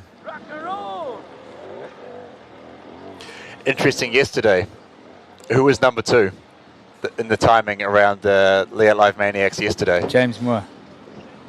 Wasn't it? No. I'm pretty sure it was Graham. Was it? Yeah. Oh, I need to check that. Yeah, Graham was the last guy I hung around for watching through that LIVemaniacs section. And on that electric bike, he made it look... It wasn't easy, but as close as it came to making it look easy. The last section that we saw the guys really, really struggling with, Graham managed to ride it pretty much all in one. Bit of a smile through the helmet. It was really impressive to see anyone get a motorcycle up there. If it wasn't the fastest time, it must have been. No, it was. I'm looking now, and it says I think it's second fastest man. It was 5:32, and Graham was about just over 6 minutes. Don't ruin my story. Sorry. All right, okay. But I'll rephrase it. I thought Graham did a wonderful job of that. On an electric bike, it defies logic. And, man, how long has Graham been doing that for? So we haven't seen much of Graham this year, unfortunately. I think he wanted to be closer to the front on the JRV, but they've had some technical issues. They're still very much developing that bike. Oh, actually not quite getting the drive on that one. But Graham's still going. he's still smiling, he's still getting it done, and it's... Whoa! It makes me so happy to see Graham Jarvis on his bike. Yeah, me too. Absolute legend of the sport, and still trying to find new ways and new challenges to keep pushing the boundaries. So Matty Green off the bike and pushing there. Obviously didn't quite pull that move off. So he's going to reset, get to the back tyre to where it needs to be, check it, make sure he's got the drive, and try to make this next launch work. Matthew Green has been spending quite a bit of time in the United States of America this year, riding some of the Enduro series there as well. Yeah, absolutely. It's really cool seeing the rise of hard enduro in America. They've got some great riders, and Tristan Hart and many other riders. It's a pretty decent field there, and Matt's done quite well to kind of establish himself there and get some good results. I think he's got some podiums there, and yeah, I see. I don't want to speak for him. I see Matt spending more time in America in the future. I'm gonna put that out there. Yeah. Here we go. Let's go, Matty Green. Matthew Green was such a prodigy young talent at, I think, around 16 years old. He was on a Yamaha YZ125 trying to tackle all the big technical sections that we have in South Africa. Well, if we want to wind the clock back even further, I remember taking Matty riding on his 65 when I lived in South Africa. And yeah, even from those days, like, all Matt wanted to do was be a hard enduro racer. Not interested in motocross, not interested in trials, wanted to race hard enduro. And I was actually there for his first win on a 65 in the amazing junior series that South Africa used to have. And yeah, this kid's been one goal the whole time. He wants to be a racer. Interestingly, like, doesn't come from a racing family, but yeah, motorbikes have just been his whole life, the whole way through. And you know, you're seeing the continued improvement of Matty Green. From the exit of Leatt LIVEmaniacs, as we mentioned earlier, they're making their way onto to the start line. We've got Manny Lettenbichler and Teo Kovacev through the second to last checkpoint before the finish, and I can tell you there's only 12 seconds now separating Manny Lettenbichler and Teo Kovacev. Manny Lettenbichler on the KTM Factory 300cc, 12 seconds on the road ahead of Teo Kovacev for the Sherco Factory Racing. So that's a close gap. I mean, it's Super not close. quite wheel to wheel, but Teo will be getting glimpses of him. He'll be able to see the dust every now and then. He'll be able to see him in the more open sections, and he'll be chasing that rabbit. Is Lenny Goretzky, Tero Kovacev's teammate on the Sherco Factory Racing 300cc. Beautiful launch from Lorenzo Gandola up that bit. Making his way up this climb.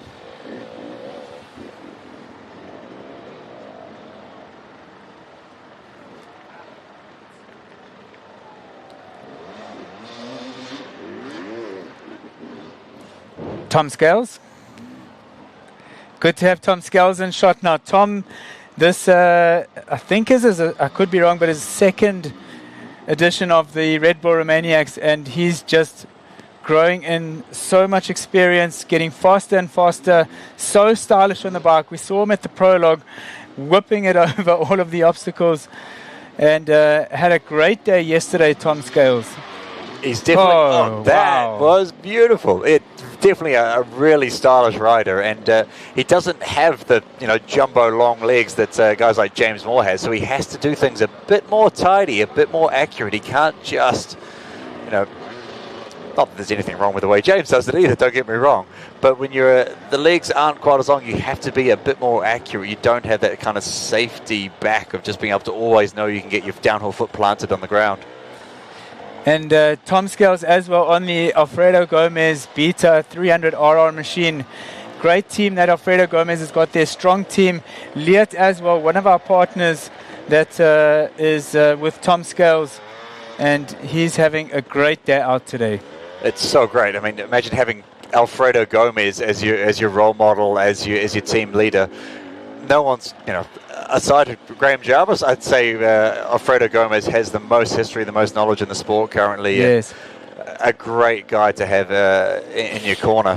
Oh, so Lorenzo Gandola, he does not want to move any more to his left because that's a pretty sheer drop as the back wheel sliding. That is not what he wants to do. Want. Is Tom Scales going to take the opportunity here to make an overtake? There's a chance for a pass here. Definitely on. Oh, no, Lorenzo's shut that down. Blocking the line now. I think what you're seeing here as well is like the number one priority for these guys is getting themselves to the finish. So I would imagine in the mindset for these guys, it's almost like putting the race on pause for a second in this downhill section, especially on the early laps, and just trying to figure out, okay, how are we getting this thing down here in one piece? And also the mutual respect that the riders have for each other. They don't want to compromise somebody else's race or their health at all. Absolutely not. And you see Tom just like pulling the beta back a little bit there, make a bit of space, let Lorenzo do what he needs to do. Very tidy riding here from Lorenzo Gandola as well. You can see that bar still in very, very good shape. Not a single dent on that header pipe, which is not always what you see in some of the riders that will be coming through a little bit later. Yeah, he's done this very tidy. That was... Oh, look at that. That was nice. Man, that was plonking that back wheel where it needs to be. That's a confident move on the hillside like that. So Lorenzo Gandola has trials experience, very, very talented trials rider, and using that to his advantage at the moment.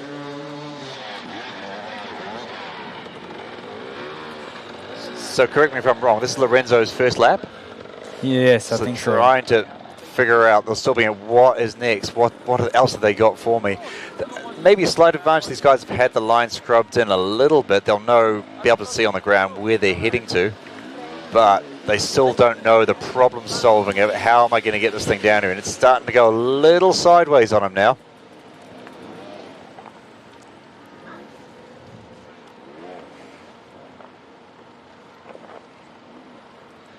So Lorenzo is in a similar position here that Mitch Brightmore was in. He needs to try and maneuver that bike of his between the trees to get into that chute. And getting a bit of help from the track managers, bit of help from Martin van Aertemets there. I think it's safe to say maybe they push this level a little high. This one's got away on them slightly, and the organisation's kind of stepping in to make sure that these guys keep it going. It is such a hard ask of the organisers of where to set this level. But we need to get it right to the absolute limit, and the only way to find that occasionally, I think, is to go over it. Yeah. Lorenzo got that bike facing the wrong way on the track now, but here should be an opportunity for him to turn it around because he wants to use that front brake where he's got all the braking power to guide his bike down onto the road before coming for a second loop. It's quite interesting. Going down that backwards doesn't seem like a bad tactic. Yeah? Yeah, that might almost be how to do it. So Tom Scales doing the same thing, actually. Who would have thought? Who would have thought? Lorenzo riding that last bit down. Now, that's pretty much the best we've seen of all the riders riding that last drop-off. That's impressive. That takes big balls. Okay, get this right. We know what happens when this goes wrong. This is where Ashton Brightmore a little bit earlier just lost his bike down. And Lorenzo Gandola wisely just taking a moment here to check it out and look for the right line.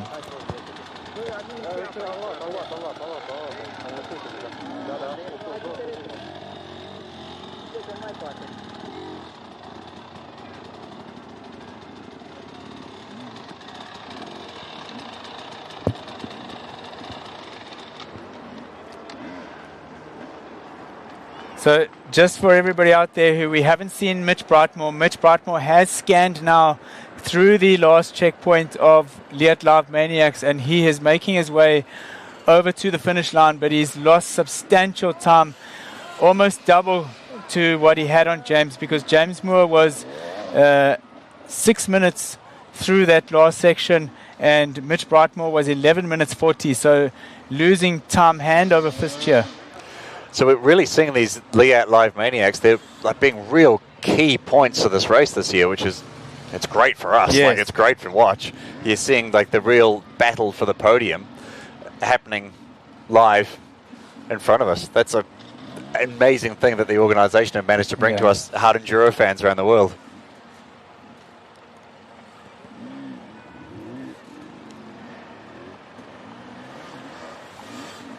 Planting the foot, pivot around on the back wheel, all in one move. Wonderful. Nicely done.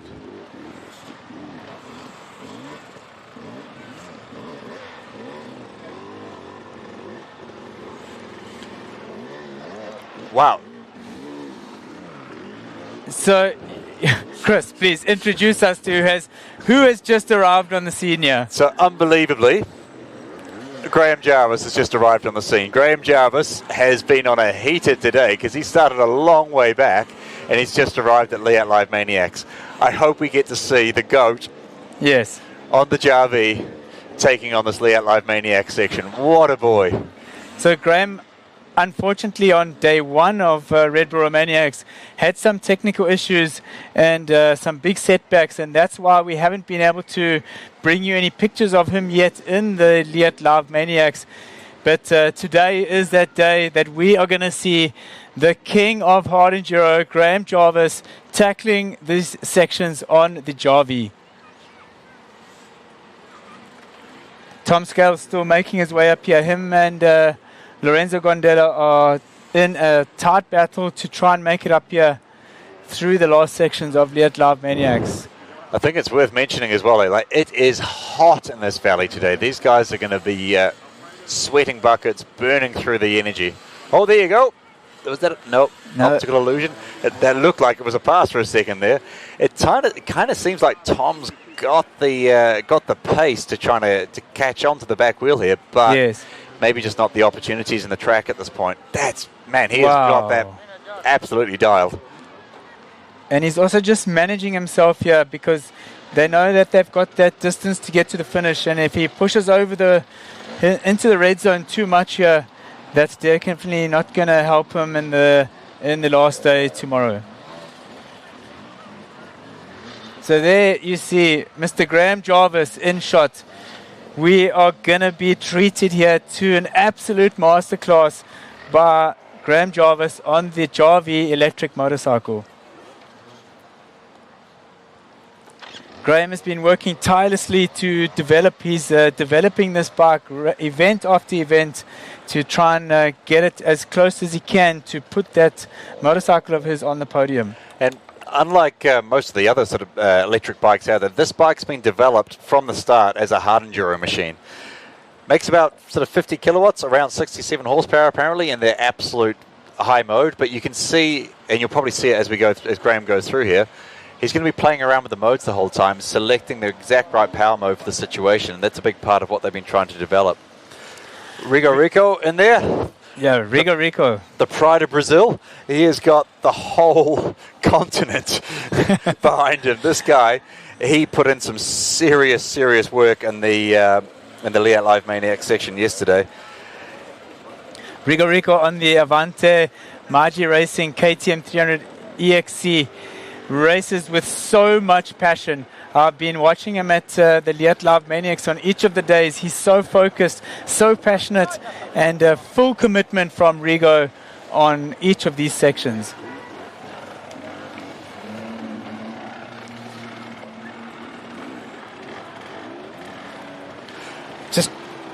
So Rigo's best finish in Romaniacs previously has been 10th. I think he's sitting above that at the moment. He's on a pretty good run this year. 11-time Brazilian hard enduro champion, so no shortage of experience there. And man, he's going to be excited when we see Red Bull Romaniacs coming over into his neck of the woods. Yeah, so on the results, Rico is sitting in 11th place overall at the moment, but he's making up huge time today. As you see a thumbs up from Graham Jarvis, he is getting ready to go. It's always cool to see Graham. Like, he is in his happy place when he's on the side of a mountain on a motorbike. So next to Graham Jarvis there, we saw Lenny Goretzky on the Sorry Bro 74 FB factory racing on the KTM 300 yesterday, that's where we saw him shouting out to Mario, his mentor, trying to get some advice. Mario's not going to be here today to help him out, but he's got the absolute best of the business, Graham Jarvis, to follow through these sections. Good luck. I've tried following Graham Jarvis through sections like this in the past. It's quite challenging. So Rico, he's making his way up here. Didn't quite get the rotation and that pivot that he wanted. And Rigo will be accustomed to these kind of conditions, won't he? Yeah, I would imagine he's not struggling with the heat too much, or less than some of the riders here, that's for sure. So these guys first run up here, trying to sight the lines, figure out what needs to happen. Is this a ziggy-zaggy back and forth thing, or is it a launch it up in one move thing?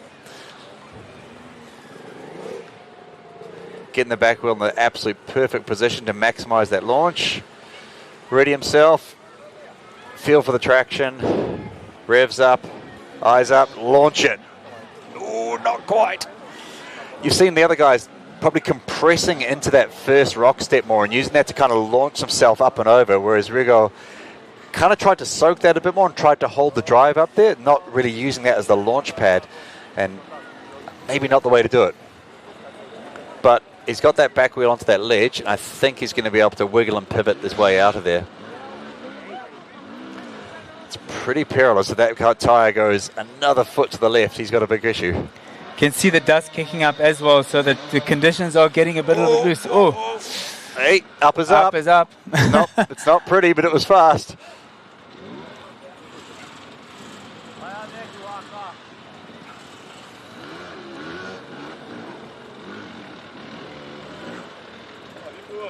So side by side there with Rico is David Cyprian from the Czech Republic. David Cyprian, also like Rigo, veteran of Red Bull Romaniacs.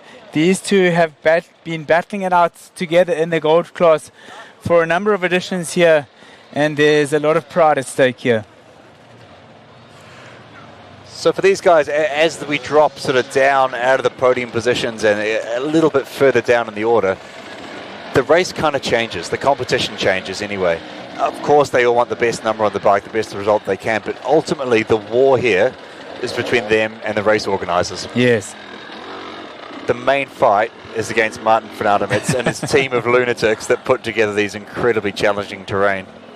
And who can remember those scenes, or who can forget those scenes of the earlier days with the Dakar legend Cyril Dupre? Nice.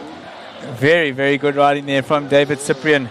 And sorry, go ahead. I think David's in a pretty good spot here. Like, Rigo is very, very talented rider, very experienced rider, but he's going to be able to learn from his mistakes, sort of sitting on his back wheel like that.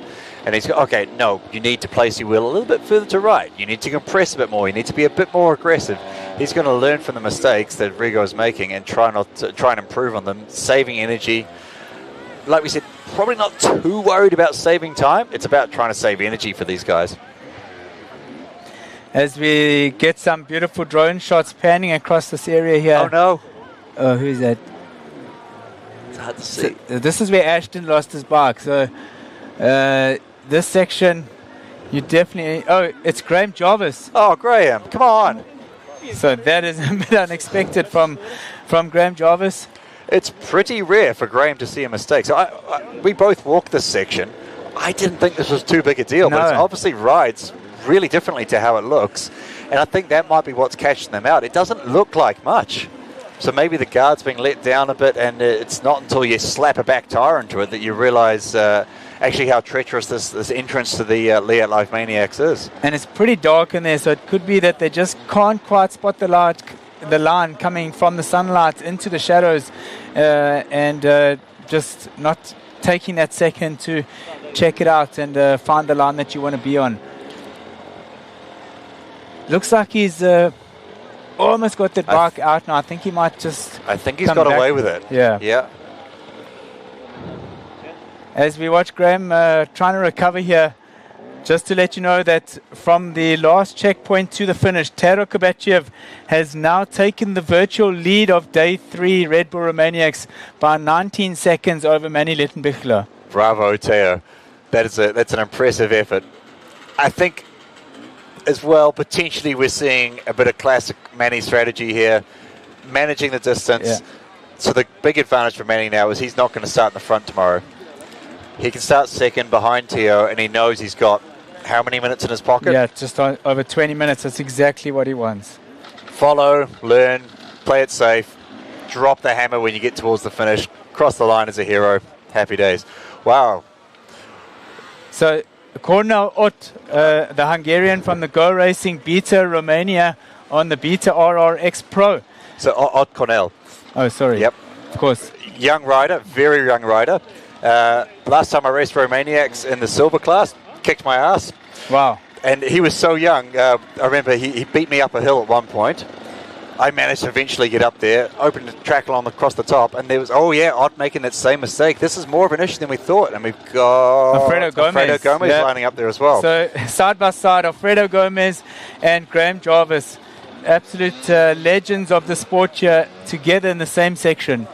Chris, I think that line's getting a little bit cut out now. Maybe the line's breaking away now. Maybe. And it's getting pretty tricky to make it up there in one shot. So Graham making a few adjustments on his bike there. Getting that front brake dialed in. Potentially the lever got a little bit of tweak there, and it's not in the exact same place that it used to be. Got to have that feeling right. So yeah, back to Ott. We got to the top of the mountain, and there was a whole bunch of cows on the track. And he was just parked up there waiting, like, what do I do? You go shoo when you rev the bike and the cows run away. Oh, okay, thank you. And he carries on. A young lad with, big hero line from Alfredo. So, Alfredo Gomez, that's what we saw yesterday at, not on picture, but I saw yesterday at the Leatt LIVemaniacs. Didn't quite get it. So what's Graham going to do? He's going to sit there and learn from these guys. And okay. So Graham Jarvis is technically not really in the race for positions because of the incidents on day one, but he wants to give us a great show here at the Leatt LIVemaniacs Day 3 on Galindo.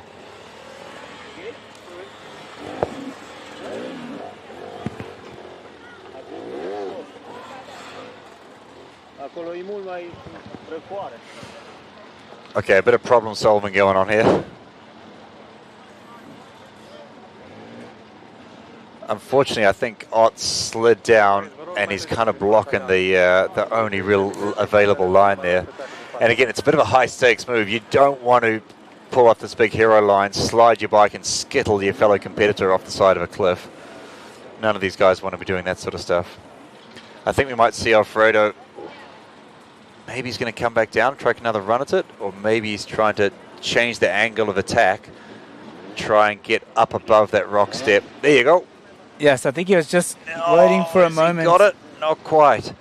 As Graham Jarvis now, he's losing patience. Yeah. He wants to get going. I think Graham's there. I'll have a bit of that. If Alfredo can get the back tyre up onto that ledge and just push it up there. Yeah, he's got it. So Alfredo making the pass, and Graham will be thinking, yep, I can do that.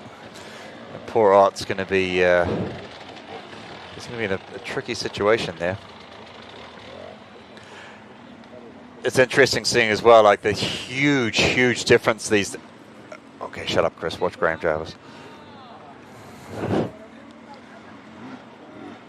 The huge difference between silver and gold. It's a void these days. The gold class is now designed to bring the top 4 or 5 guys to their limit. Yes.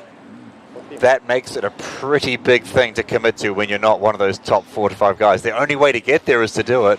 But man, for these guys further back in gold class, it is a grind, man. It is hard work. I think it's safe to say that in the silver class, the sort of podium contenders, they're riding their bikes through pretty much all the sections. There's not too much pushing going on.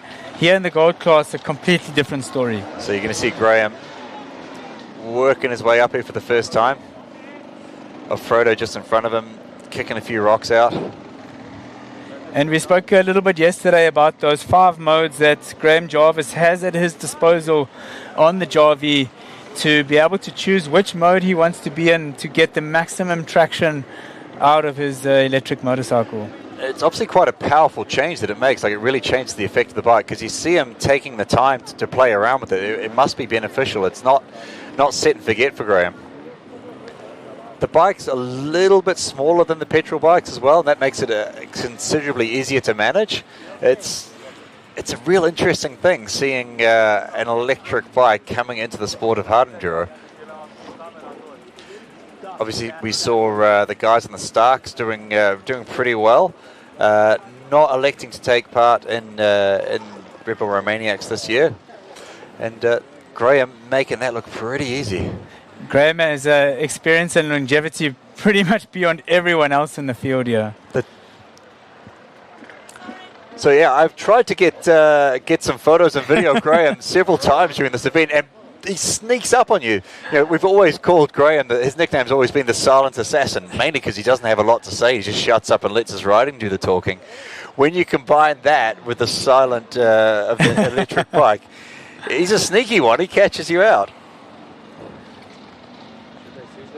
So Graham Jarvis, 7 times Red Bull Romaniacs champion, the absolute legend and great of the sport. Yeah, the absolutely undisputed greatest of all time of hard enduro.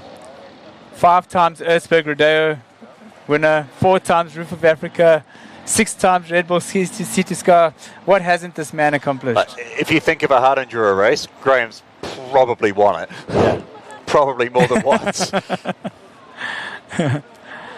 And the first time he came here to Red Bull Romaniacs, you know, he just came here for a bit of a laugh and to see what the event was all about, and then absolutely just rode away from everybody. I remember when Graham sort of came on the scene, like his technique and his speed in the more open sections of this was not pretty. It was not great. Here we go. Let's see this though. But these are the sections that Graham just hammered us on. All in one. Nice. Well done. There's your man. Brilliant. So first lap, all in one move. Beautiful riding, Graham. What we expect from you. Yeah.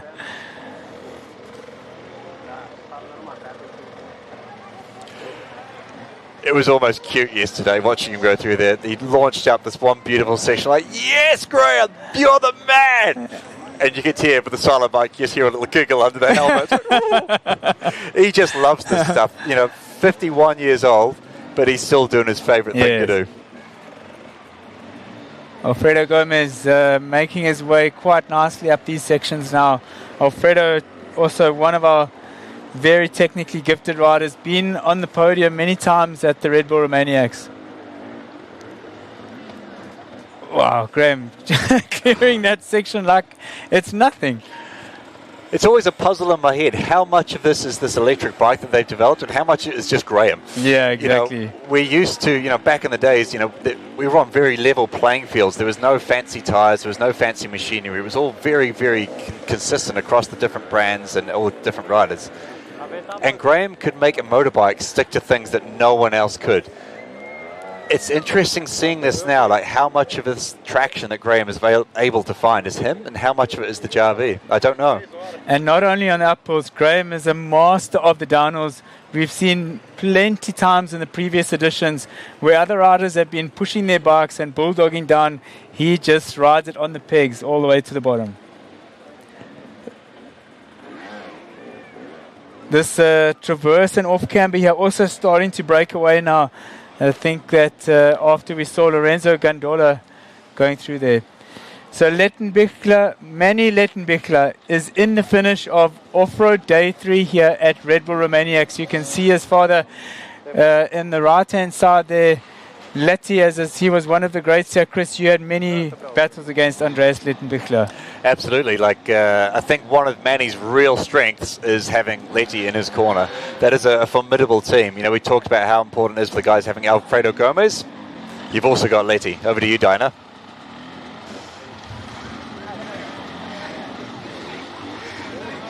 I have Manuel Lettenbichler close to me.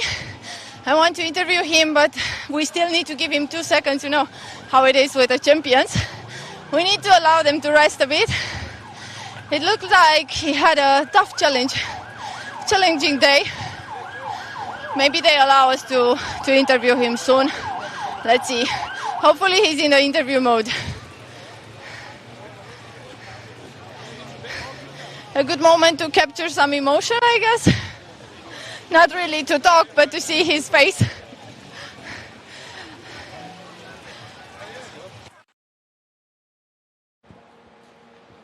So interesting seeing Manny sort of twisting the GPS cradle around there. Obviously the front, the headlight of the bike missing.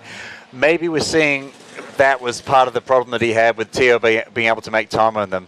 So the track's very, very well marked with tape and markers these days, but also the GPS is a really important part of our navigation in the sport.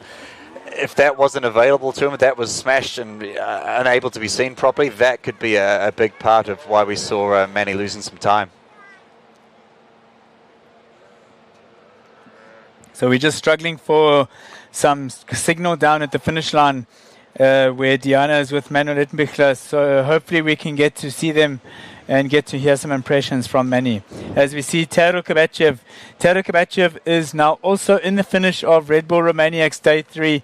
He's had a great day today. Nothing. I'm happy to hear this. So Theo, tell us about your day a bit. I'm joking, of course. I feel it. It was a proper Romaniacs day. Really hard. Really hard 2 uphills before the service point.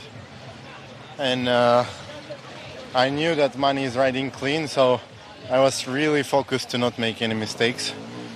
And I managed to do that. So I'm quite happy with how they went. I didn't make big mistakes. And we were fighting a lot for the lead today. I really hope that I get it. I'm not sure still, but yeah, if I got it, I will be happy. Our cameras were following you, obviously, at the Leatt LIVEmaniacs track. It was clearly visible that it was a huge challenge, but we are super happy to hear that you acknowledge that you are at Red Bull Romaniacs, and it's a very tough hard enduro rally. So we are super happy to see you smiling. The crowd was very happy. If you've seen them, they were cheering when you arrived. So thank you very much for being so optimistic, so positive. What are you expecting for tomorrow? Are you going to push? I saw Martin in the LIVEmaniacs, and I joked with him a bit. I said to him, I said a few things on the camera, don't take it personally. There was a sketchy downhill. But yeah, I mean, it was a great day, and tomorrow I know that we're going to ride around Sibiu, so I expect it to be pretty tough, and just going to do the same, try my best, and that's it. Thank you very much, Theo. We really appreciate it. Now we're going to wait for the next rider to come. I think Manny is still not in the mood for interviews, but that's not a problem because this is how athletes are. So it's normally that they are tired and maybe not in the mood for an interview or for talking at the camera. His father just shows me a son. Congrats, Theo. Hi, Manny. Yeah. Welcome to the finish line. The crowd was happy to see you. How do you feel? I'm happy to see you smiling now. How do you feel? Yeah, pretty good. Long day. Like, I didn't expect it to be so long, honestly, because they said it's going to be a bit of a shorter day, and now we are on the road again for almost 7 hours. So definitely a long day, but pretty good one. Last time when you arrived at Straja or at Petroșani, you showed me the GPS. It was showing 180 kilometers. How much was now? I don't actually know because I didn't check, but it was definitely a pretty long day. Again, it was super fast until the very end. You had to really push hard because I knew that Theo was going to be really good in there. And yeah, the LIVEmaniacs section I think was a little bit too much. I already told Martin this straight away because yeah, it was a bit dangerous, the downhill. But other than that, good day of racing. Galindo is not a new section actually. You guys have been through it a couple of times before. The fact that it was just ridden 3 times, that was the biggest challenge for you? No, it was the downhill. It was all about the downhill, and I think sometimes we have to definitely see where the limit is, and it was definitely over the limit. And yeah, if we are struggling, you know, the best guys in the world, like I'm thinking about the top 20 rider in gold, he's definitely, yeah, it's super easy to crash there and injure yourself. So yeah. Martin already recognized it as maybe a bit too much, and you can just learn out of it. Okay, then we will definitely adapt something for the next time. What is super nice now is that Manny acknowledged and thought about his mates from out of the track. He didn't think only about himself or the top 3 riders. He also thought about the ones who are maybe not top 10, maybe even top 20, and that it might be challenging for them. Manny, thank you very much for the interview. Go get some rest. Maybe also some food. Thank you. Thank you. Back to you, Craig. So I can confirm there that provisionally Teodor Kovachev has won the day of day 3 Red Bull Romaniacs by 53 seconds over Manny Littenbichler.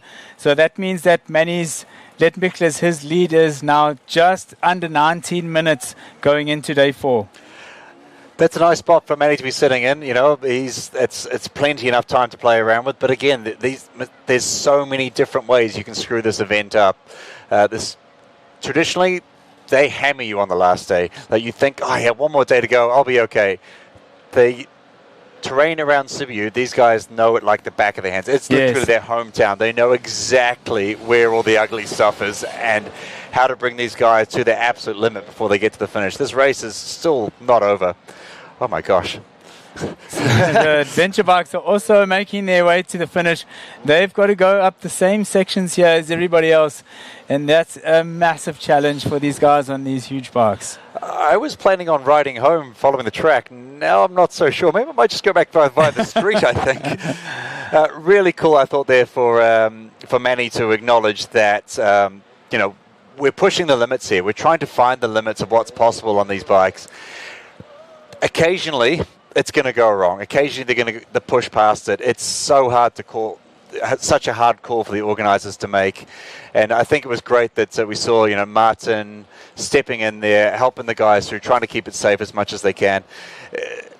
It's such a difficult thing to predict. Yeah, just to mention who that was there on the adventure bike was Rafael Sobczak from Poland, just to give him a moment there. So awesome to see him in the finish line there. So let's take a little bit of a commercial break before we bring you the last images.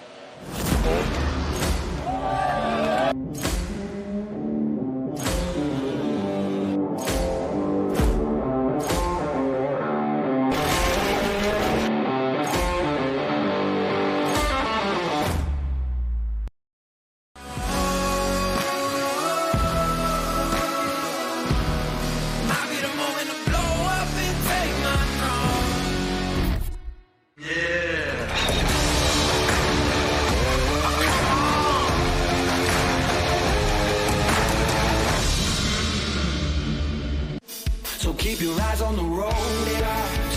Follow it a little while longer. You can change on to. Even if you're already dead, it's into your head. Believe it if you want to.